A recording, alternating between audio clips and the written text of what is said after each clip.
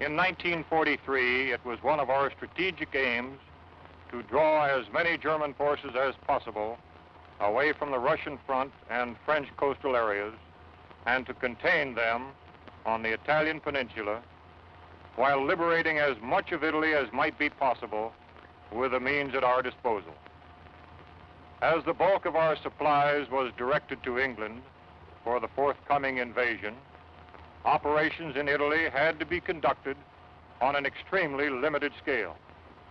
Thus it came about that during the winter months, the number of Allied divisions in Italy was greatly reduced. Yet so determined was their effort that they succeeded in holding in Italy a very large number of German divisions during the pre-invasion period. San Pietro in the 5th Army sector was the key to the Liri Valley. We knew it, and the enemy knew it. We had to take it, even though the immediate cost would be high. We took it, and the cost in relation to the later advance was not excessive. By its very nature, this success worked bitter hardships upon each individual soldier, calling for the full measure of his courage and devotion. The response of our 5th Army troops provides an inspiring page in our military history. To these individuals, living and dead, and to those who now continue in their tradition, this picture is dedicated.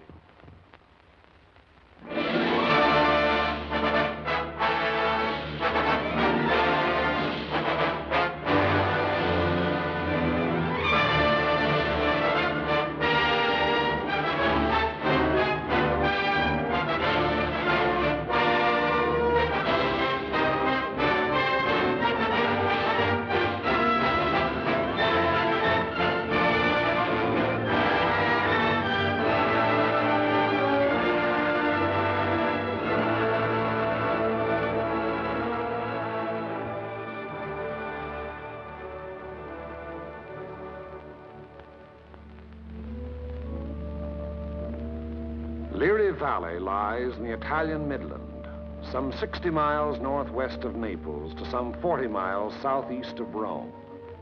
A wide, flat corridor enclosed between 4 walls of mountains. In winter, the highest peaks of the Liri Range ascend into the snows, but the valley floor with its olive groves and ancient vines, its crops of wheat and corn, is green the year around. That is, in normal times. Last year was a bad year for grapes and olives, and the fall planting was late. Many fields lay fallow. There are 2 ways from the south into the valley. One, a narrow pass. The other, a high, scenic road over the mountains. They converge before the site of the ancient village of San Pietro, which for 700 years has stood at the threshold of Liri Valley, welcoming the traveler. The stones of its walls were quarried out of the parent hill from whose slopes it rises. Population 1,412 at the last census. A farming community. Patron saint, Peter. Point of interest, St. Peter's, 1438. Note, interesting treatment of chancel.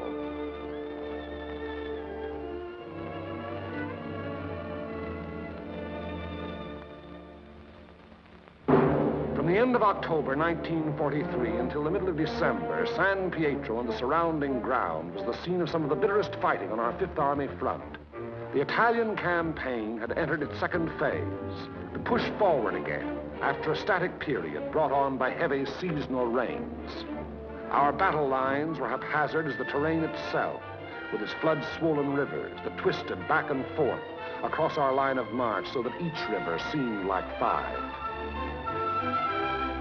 And where there was no river to cross, a mountain blocked our going, each peak ahead being a few meters higher than the last we had won, so that each new peak had to be fought for, the hard uphill way, with the enemy looking down our throats.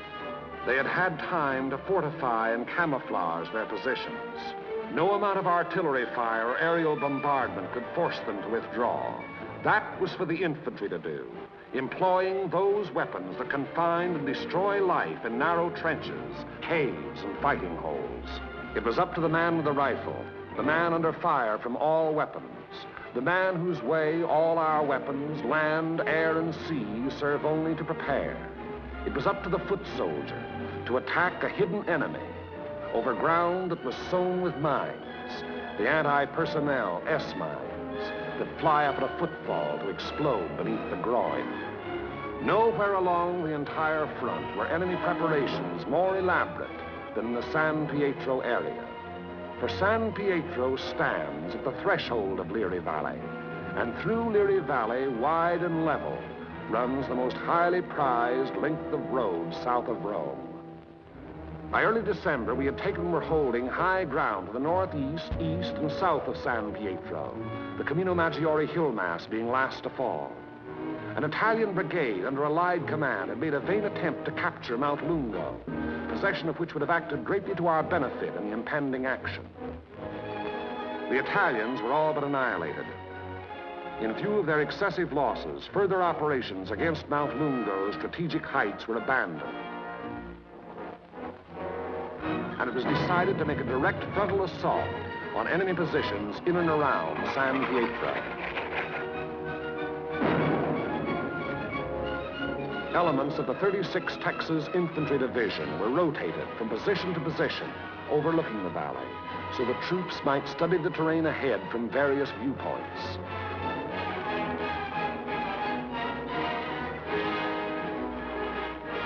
Patrol activity was continuous.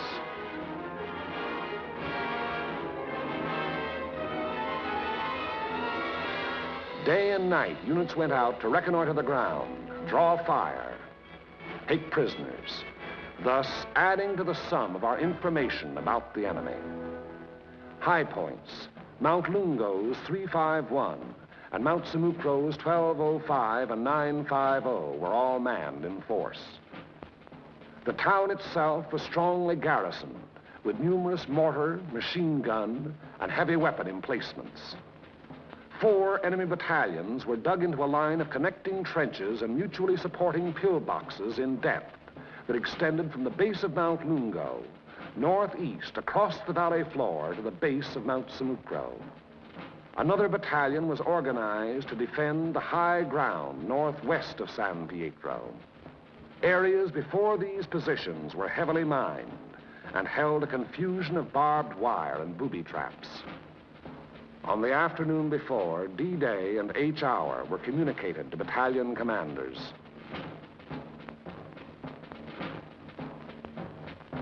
December 8th, at 0620 hours, the 1st Battalion of the 143rd Infantry Regiment to attack the summit of 1205, having moved up the mountain under cover of darkness, and upon achieving its objective to attack along the ridge to a point northwest of San Pietro. The 3rd Ranger Battalion likewise to attack 950, another feature of the Mount Samucro hill mass. The 2nd Battalion of the 143rd to attack over the terraced olive orchards northeast of San Pietro. The 3rd Battalion acting in support to follow the 2nd at 400 yards. Of the original force to establish the beachhead at Salerno, the 143rd had since spent all but a fortnight in action under extremely bitter weather conditions. At Salerno, at the Volturno crossing, it had taken mortal punishment.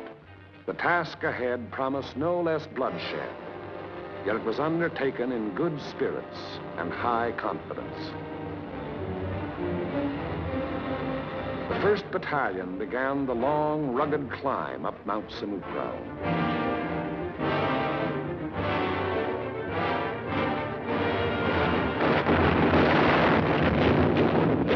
Night fell, our artillery opened up, and throughout the night hours, intense fire was laid down on the enemy's main line of resistance.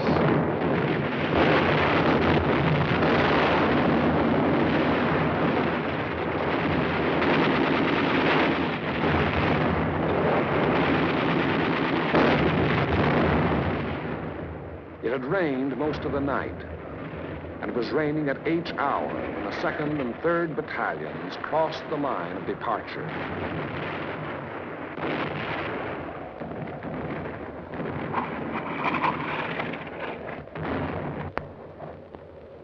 Some 200 yards forward, they encountered mines and automatic fire from pillboxes.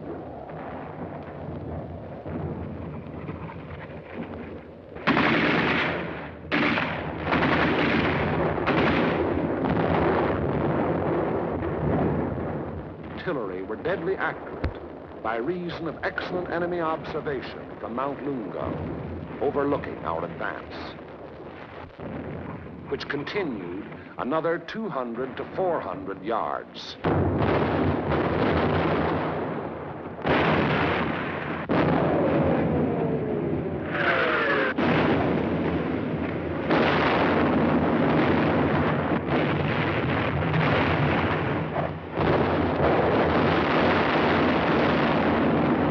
Many men gave their lives in attempts to reach pillboxes and throw hand grenades through the narrow gun openings. The 3rd Battalion was committed.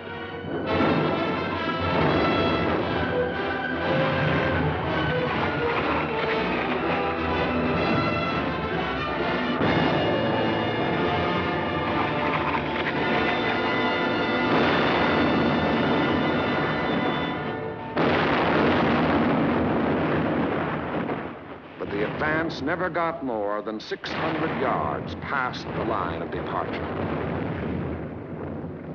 Our initial assault on San Pietro had been repulsed with heavy casualties.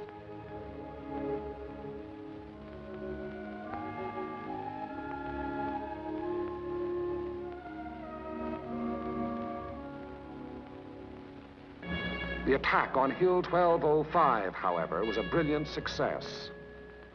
Leading elements of the 1st Battalion had gained the summit of the objective before a strongly entrenched enemy knew that an assault was in progress.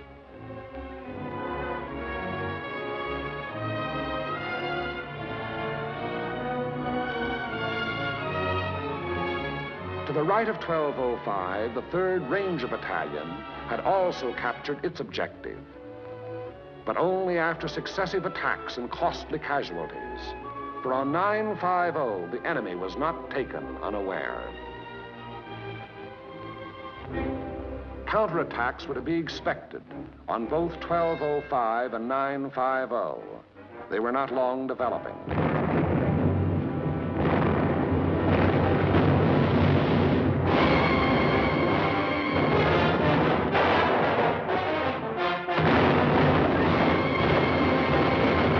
The first was launched during the early daylight hours, and even as it was beaten off, another took form.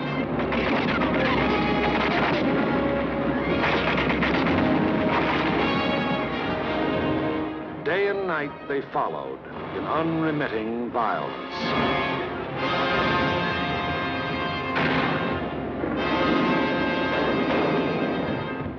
The toll of enemy dead mounted with each new attempt.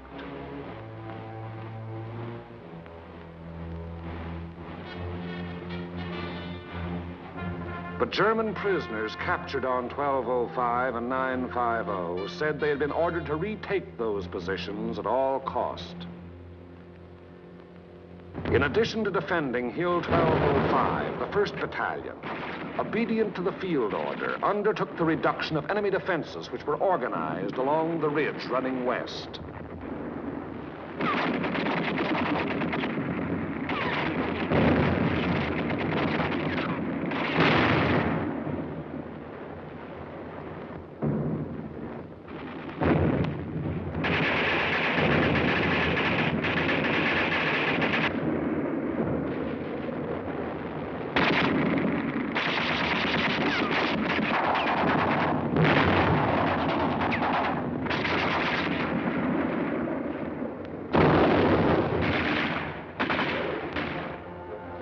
On the 12th of December, the 1st Battalion was reinforced by the 504th Parachute Battalion, which took over and maintained the defenses of 1205 and 950. thereby enabling the 1st Battalion to throw its entire remaining strength into the assault along the ridge.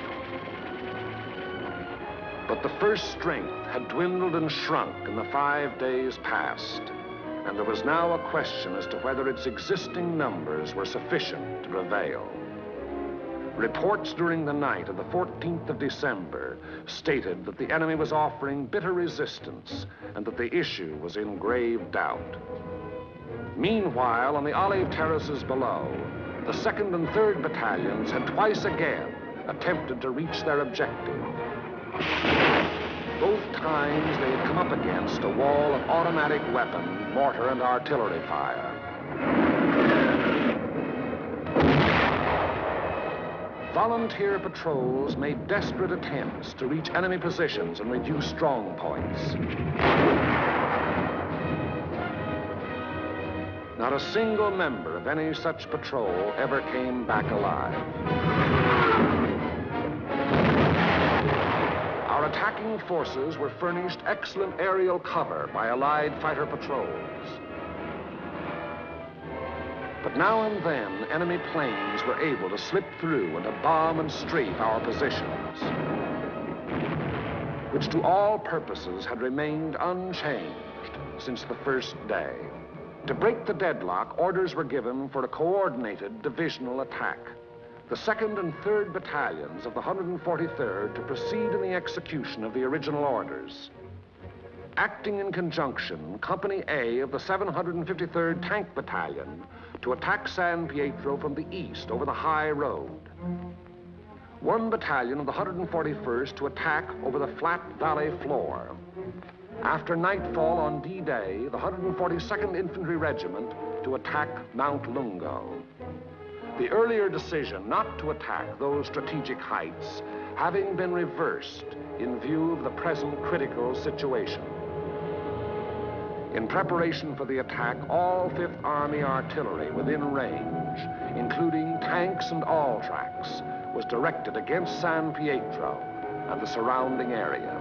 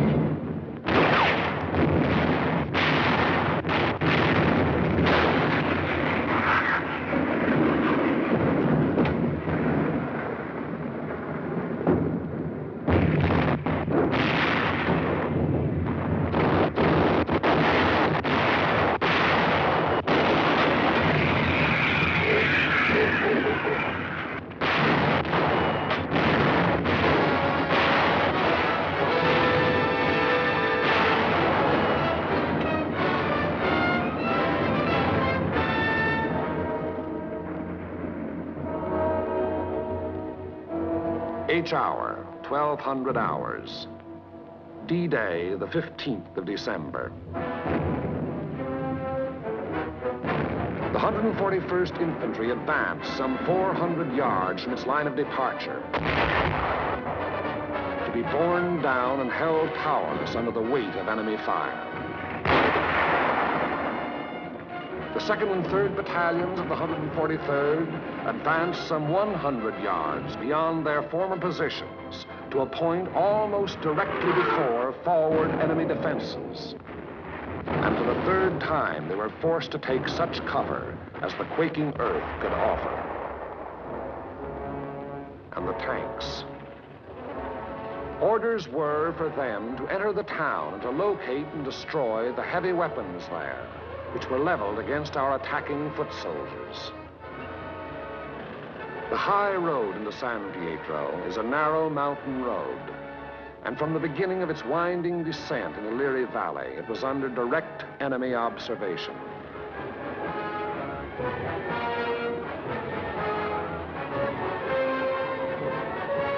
"16 tanks started down that road.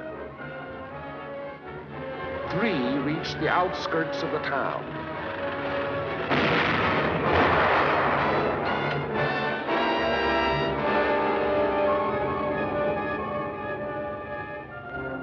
Of these, 2 were destroyed, and 1 was missing.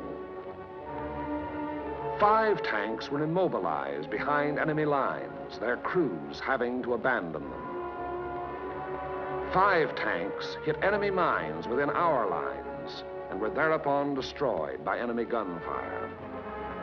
4 tanks returned to the bivouac area.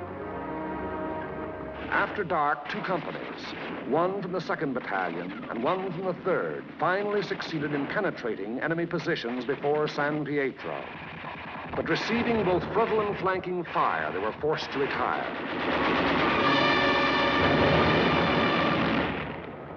Company E having been reduced in strength to a handful of riflemen, and Company L faring little better.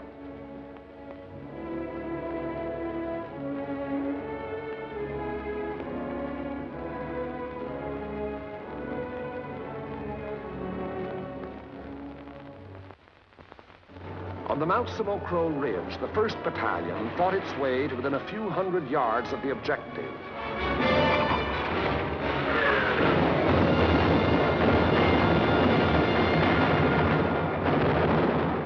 But it had paid for ground gained at the rate of a man a yard, and it did not have strength to carry the fight any further forward. On Mount Lungo, however, despite bitter resistance, battalions of the 142nd, in successive waves, kept pushing upwards, until, in the early daylight hours of the 16th of December, its foot soldiers had gained the summit and were wiping up what remained of a stubborn enemy. And that height proved to be a key position in the enemy plan of defense, for even as Mount Lungo fell, the enemy throughout the San Pietro area made preparations to withdraw. Almost invariably, the enemy will counterattack to cover a withdrawal. The first violent thrust was delivered within a few hours.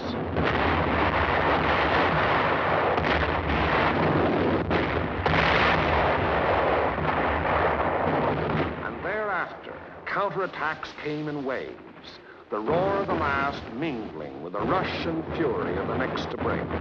Many companies lost all their officers. Enlisted men came forward as inspirational leaders to rally their battered companies into resisting yet one more onslaught. Our own artillery was brought to fall within 100 yards of our front-line elements.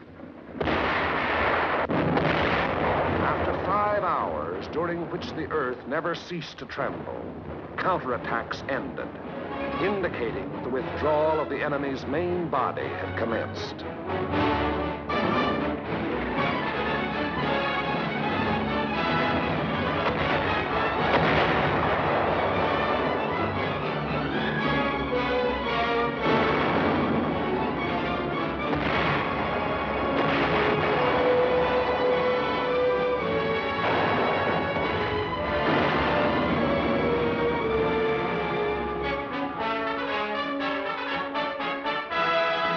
In an effort to maintain contact with the enemy, our patrols immediately pushed ahead.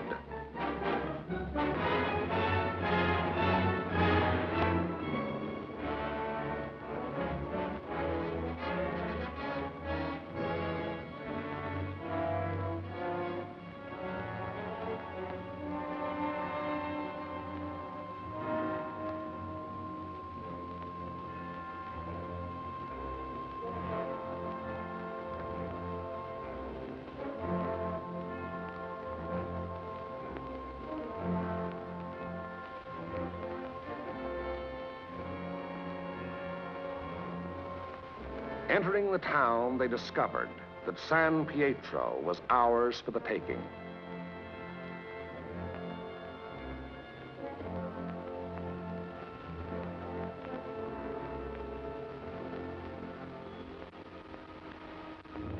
The 2nd and 3rd battalions, less than a rifle company in strength, weary to death who were alive, stumbled forward past San Pietro to consolidate gains and re-establish contact with the enemy, now taking up new positions some 5 kilometers beyond.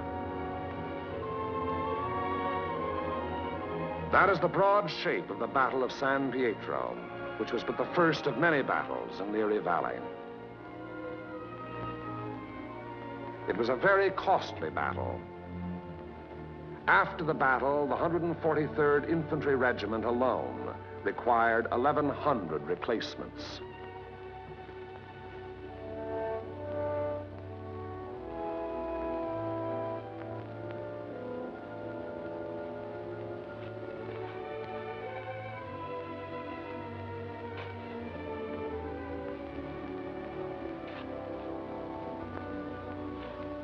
The lives lost were precious lives to their country, to their loved ones, and to the men themselves.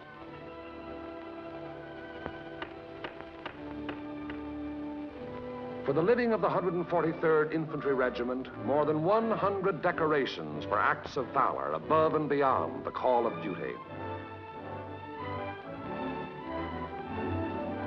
Many among these you see alive here have since joined the ranks of their brothers in arms who fell at San Pietro.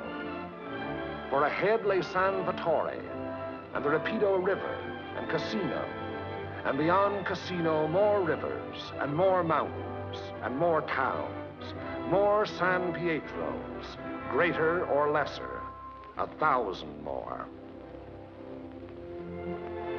As the battle passed over and beyond San Pietro, westward, townspeople began to appear, coming out of their caves in the mountains where they had stayed in hiding during the enemy occupation. They were mostly old people and children.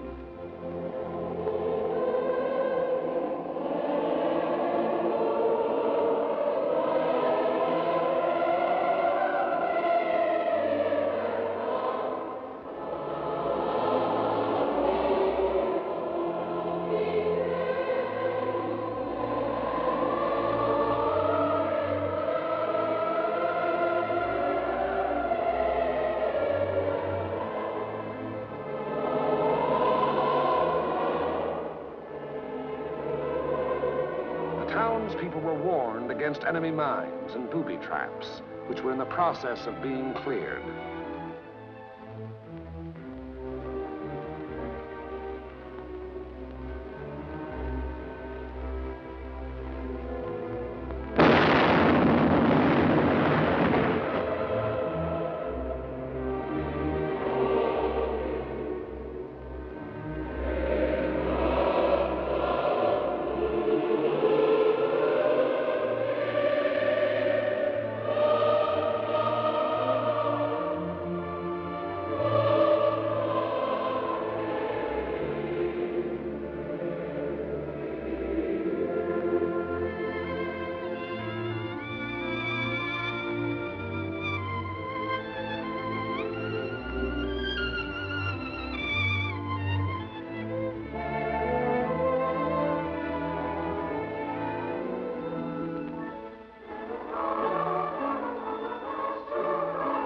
Children are able to forget quickly. Yesterday they wept. Today there are smiles and even laughter.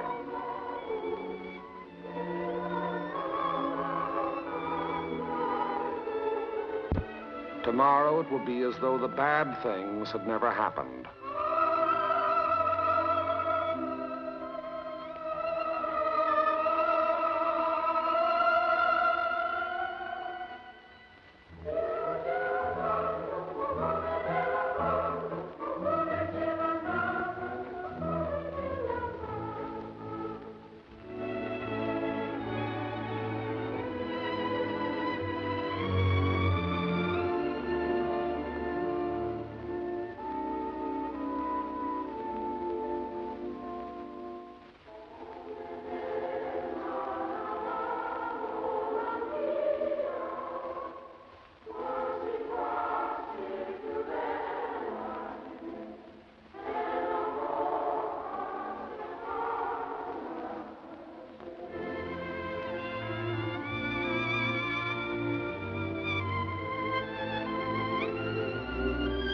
Living was resumed in San Pietro.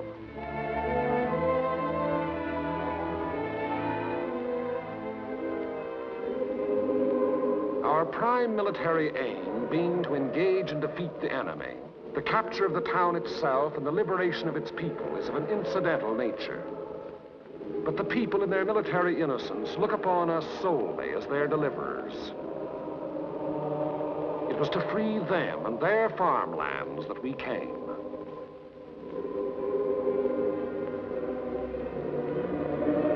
Behind our lines, southwest to the sea, the fields are green with growing crops planted after our coming by other people of other towns who believed likewise.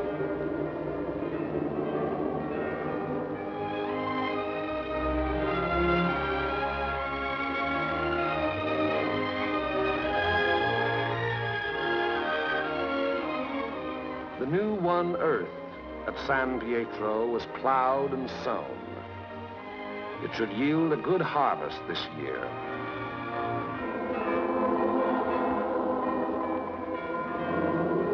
And the people prayed to their patron saint to intercede with God in behalf of those who came, delivered them, and passed on to the north with the passing battle.